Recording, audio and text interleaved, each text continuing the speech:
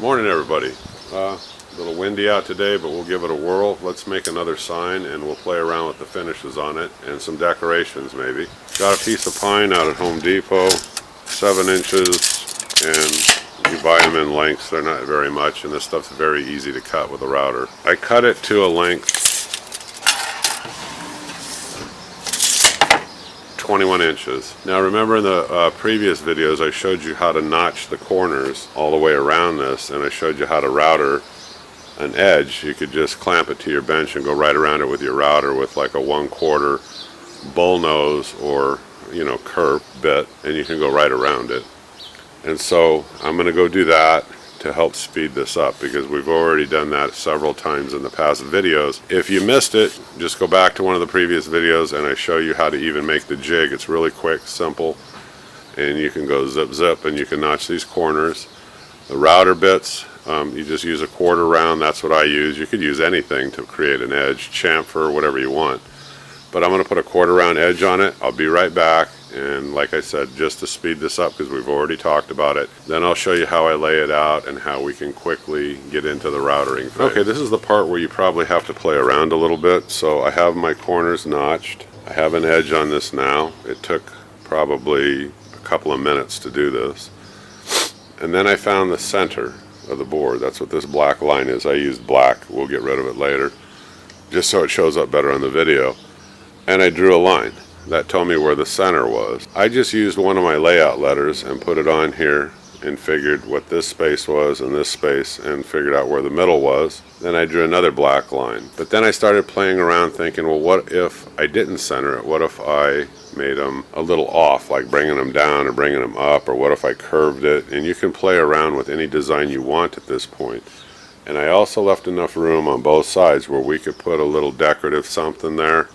We'll take a look, we'll figure it out, we'll play around here in a bit. And then I set the letters on there and I spaced them and I lined it up. At this point is where I use that Marsh ink, or you can use some kind of a primer spray or something. But when I order stuff online, I order several cans of this and it lasts quite a while. And like I said, I'm going to shut the camera off for a minute. I don't want to get it on my lens, but you just go like this, little spurts. Okay, you don't got to go crazy with this stuff. Okay, I had a friend of mine I was showing it to. He thought, well, I got to paint the whole thing black. No, you don't. This is all you got to do. Okay, just like this. You'll know. Look at it on different angles before you do anything, and don't get too close to this and spray it. You'll blow the letters off of it. Okay, just like that. Now, I did seal this. You don't have to. Some people worry about bleed through onto the wood, but actually I use that sometimes to create like a fading effect. I'll show you what I mean. We'll duplicate it, but I did use a sanding sealer on this. All I used was, it's lacquer sanding sealer. I mean, it's good enough, and it goes on real thin. And then I just set them to the side, let them dry, and that way you won't get bleed through. Hardly at all, really, because you got that sealer on there, and then you spray this. So I'm going to let this sit for a minute. I'll shut the thing off. Okay, excuse me, I made one slight little error before we set up for the router. I had to flip it over and do the other side. Now, when you do this, I came in the same amount, which was 2 inches. I drew my center line, and then I put a letter on here. I use the points sometimes to help navigate where I want my letters to line up. And then I figure out, well, where's the bottom? And then I draw another line. I measure this space here, make sure I'm equal on both sides. Now this is if you're centering it. You can create an arc, you can do anything you want. This is your sign. I'm just making this straightforward. If you want to do an arc, just use like a compass, and you can come back here and make an arc and then just line up your letters across it. That's fairly easy to do too. But I do this and then stand back and look at it for a minute. Sometimes these letters, you might want to just barely kind of tweak it a little bit, because you want to make sure right now that this looks kind of picture perfect. We're going to hit it with that Marsh spray again. I'll show you real quick.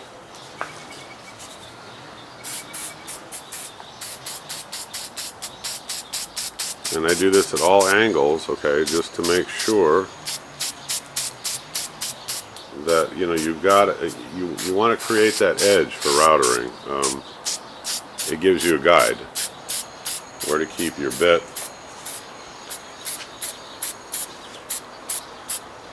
go around it, take your time. You can always clean up these letters by soaking them with gasoline, mineral spirits. Just throw them in there, let them sit.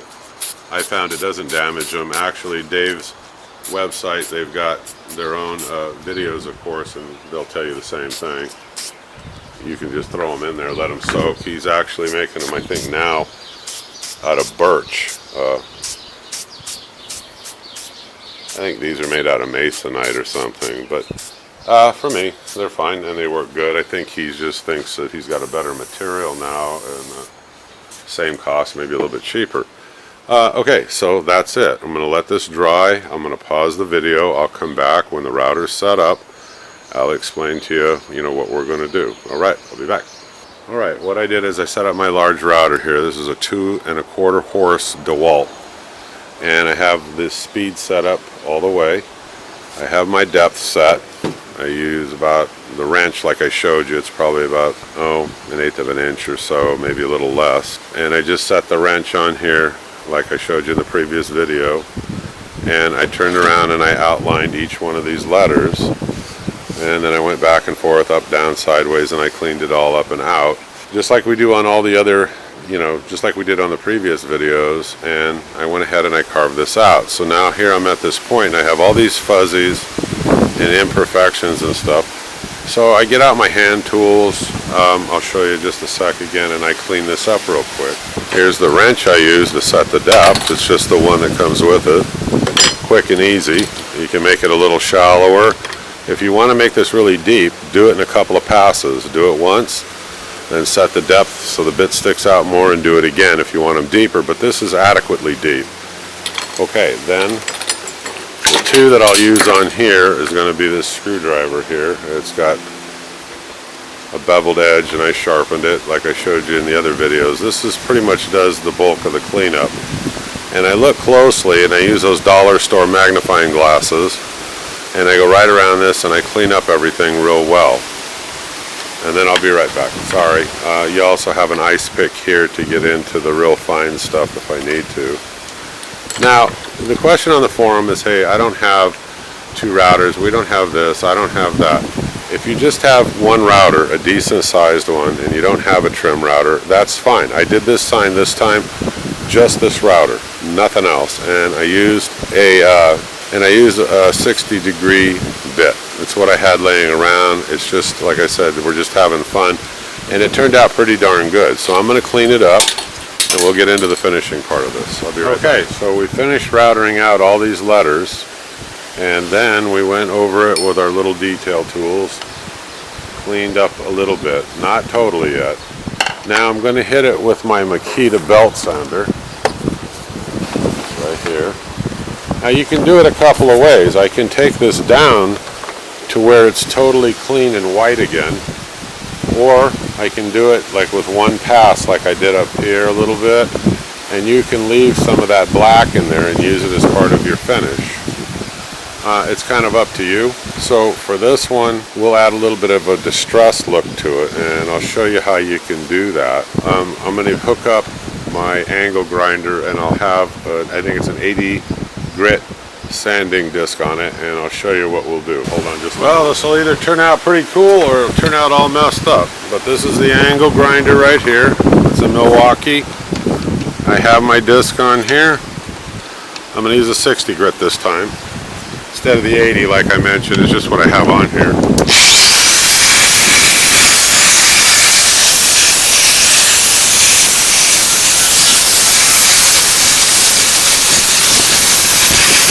I did more. I went over this whole sign, hitting it everywhere.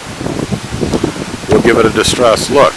Use whatever you have. If you have a hammer, chains, whatever. You can gouge this, hit it. I'll get a hammer. There's a ball peen hammer I had laying around. Let's just have some fun with this.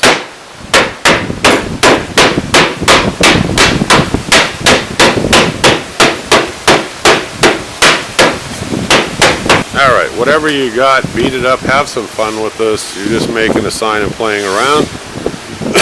Excuse me. You'll figure out what works, what you don't like, what you do like.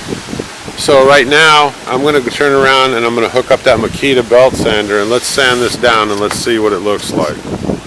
Alright. Alright, here we go with the Makita.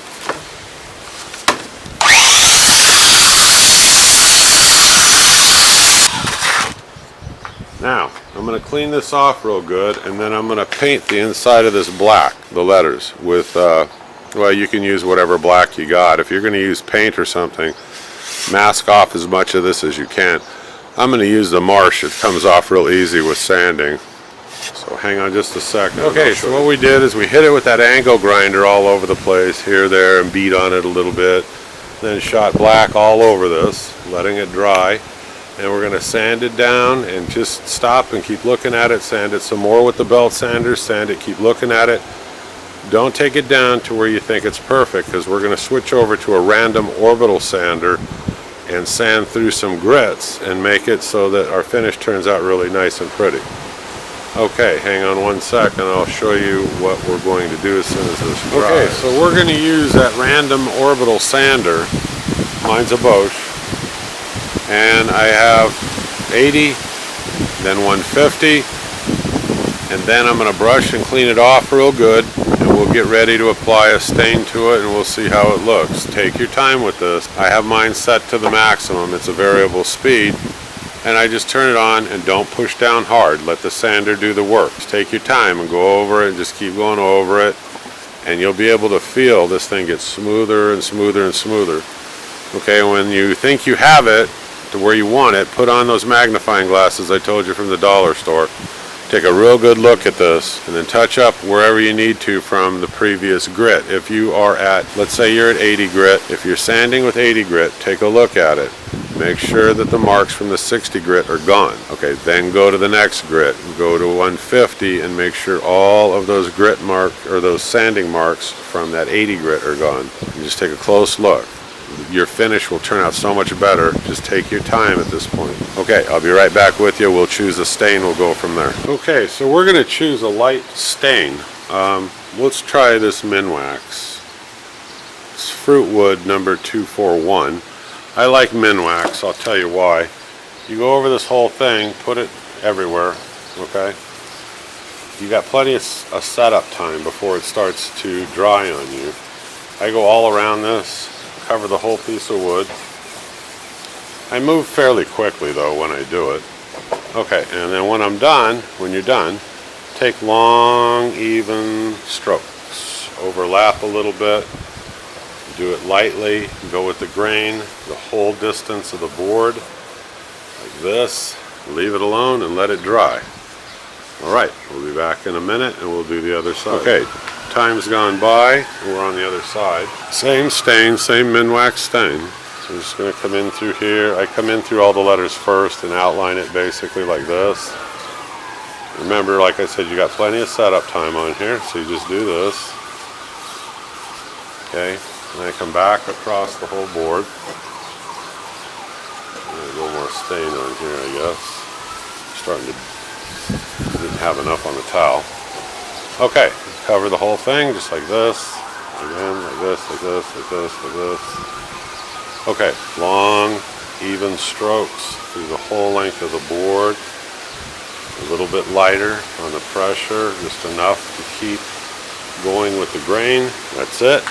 Okay, I had some eye hooks laying around right here. Just take them with a pair of pliers or put it in a vise and open it up.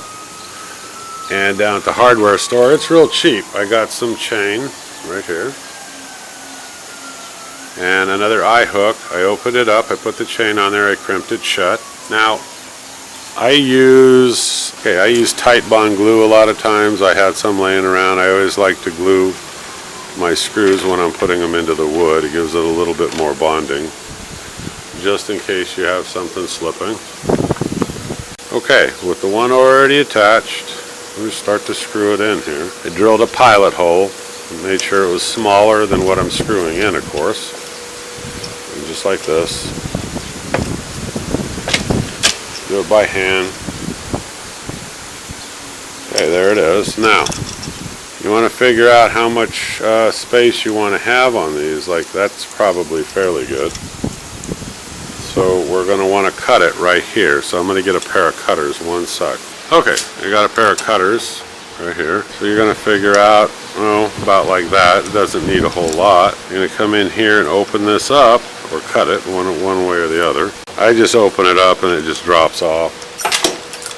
Then you're going to turn around and slide that on there like that. Get a pair of pliers that you have laying around, just like this.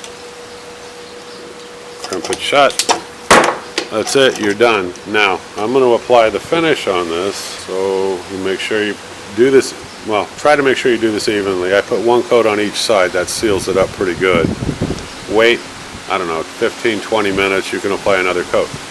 The Rust-Oleum Painter's Touch, it's what I keep using. They've got other finishes that work equally as well. You don't have to use this. But this is what they had on sale, and I like it. It seems to blend well with all subsequent coats, so it's just what I use. All right, I'm going to pause this for a minute, and I'll be back. Okay, so let's see. This is 1, 2, 3, third coat of that Rust-Oleum over the top of this, and it's looking pretty good. And I'll flip it over in a few minutes, and then I'll put the same coat on the other side.